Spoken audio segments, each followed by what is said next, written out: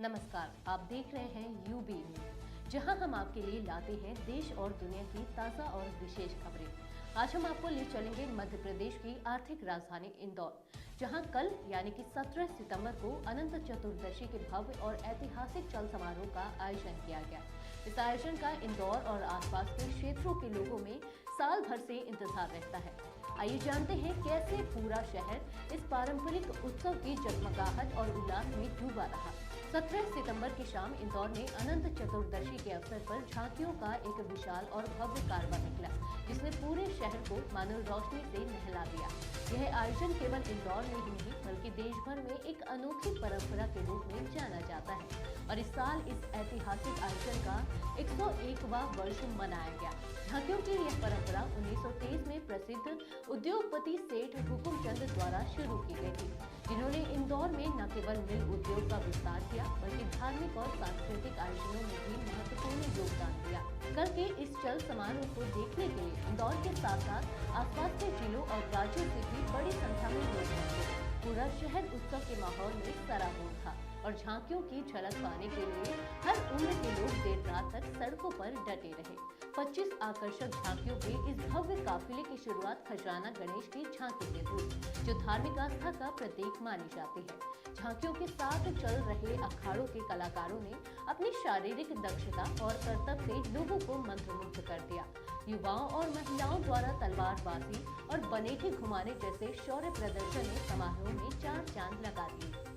इंदौर नगर निगम और इंदौर विकास प्राधिकरण यानी कि IDA ने इस आयोजन में विशेष भागीदारी की। उनकी झांकियों में स्वच्छता, शहर के विकास और आधुनिक परियोजनाओं का संदेश प्रमुखता से प्रदर्शित किया गया। स्वच्छ भारत मिशन से लेकर स्टार्टअप पार्क, फ्लाईओवर निर्माण और हाल ही में बने लता मंगेशकर ऑडिटोरियम जैसी विकास परियोजनाओं को झांकियों के माध्यम से दिखाया गया। इस मौके पर इंदौर के महापौर पुष्य मित्र भार्गव ने कहा कि यह चल समारोह इंदौर की पहचान है और हमारे शहर की परंपराओं और सांस्कृतिक धरोहर का प्रतीक है। इंदौर का विकास और परंपराओं का पालन इस शहर को एक विशेष स्थान देता है।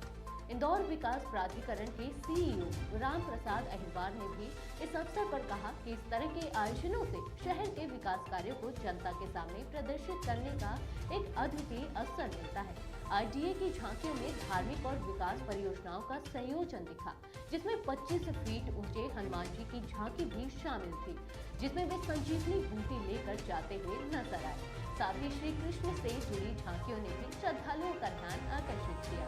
यह उत्सव रात भर चलता रहा और MG रोड, कृष्णपुरा पुल, राजबाड़ा और जेल रोड जैसे प्रमुख मार्गों से होते हुए झांकियों का यह कारवां अपने गंतव्य तक पहुंचा। प्रशासन द्वारा इस आयोजन के लिए व्यापक इंतजाम किए गए थे और सुरक्षा के मद्देनजर पूरा झांकी मार्ग रोशनी से जगमगा रहा था। कई लोग अपने मोबाइल और कैमरों में इस यादगार आयोजन को कैद करते नजर आए। विशेष बात यह रही कि इस बार झांकियों के साथ साथ अखाड़ों में महिलाओं और युवतियों की सक्रिय भागीदारी ने लोगों का ध्यान विशेष रूप से खींचा। तलवारबाजी और बनेठी घुमाने का ऐसा प्रदर्शन पहले कम ही देखने को मिला था, लेकिन इस बार महिलाओं ने भी इस पारंपरिक युद्ध कौशल को दिखाकर आयोजन की शान बढ़ाई। इंदौर की यह परंपरा पिछले 101 वर्षों से निरंतर जारी है और हर साल इसकी भव्यता और लोकप्रियता में इजाफा हो रहा है। सेठ हुकुमचंद की विरासत को संजोए हुए इस चल समारोह ने इंदौर के धार्मिक, सांस्कृतिक और विकास के मील के पत्थर को एक मंच पर प्रस्तुत किया। महापौर ने कहा कि ये झांकियां केवल धार्मिक आस्था का प्रतीक नहीं बल्कि इंदौर की प्रगति और नई सोच की झलक भी है। तो ये थी कल 17 सितंबर को इंदौर में आयोजित अनंत चतुर्दशी के भव्य चल समारोह की खास रिपोर्ट। यह परंपरा इंदौर की धार्मिक, सांस्कृतिक और विकास के धरोहर का प्रतीक है और इसका हिस्सा बनना अपने आप में गर्व की बात है। जुड़े रहिए यूबी न्यूज के साथ, जहां हम आपको लाते हैं हर दिन की ताज़ा, सटीक और दिलचस्प खबरें। हमसे जुड़ने के लिए धन्यवाद।